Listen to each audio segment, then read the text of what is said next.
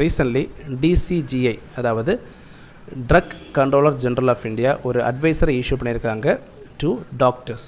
Pholcodine இருக்கக்கூடிய cough சிரப்பை வந்து டாக்டர்ஸ் பேஷண்ட்டுக்கு ரெக்கமெண்டேஷன் பண்ணக்கூடாதுங்கிறத வந்து இந்த அட்வைசரியில் சொல்லியிருக்காங்க. இதை பற்றி இந்த வீடியோவில் பார்க்கலாம்.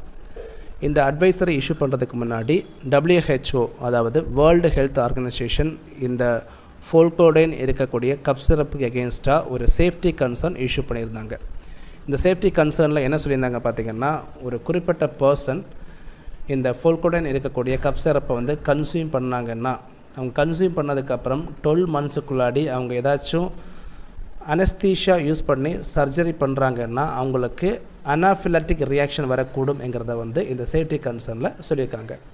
ஸோ அவங்க வந்து அனஸ்தீஷியா யூஸ் பண்ணுறாங்கன்னா அவங்களுக்கு அனாஃபிலாக்டிக் ரியாக்ஷன் வரும். அனாஃபிலாக்டிக் ரியாக்ஷன் சொல்லும்போது அலர்ஜி வரதுக்கான ப்ராபபிலிட்டி இருக்குது.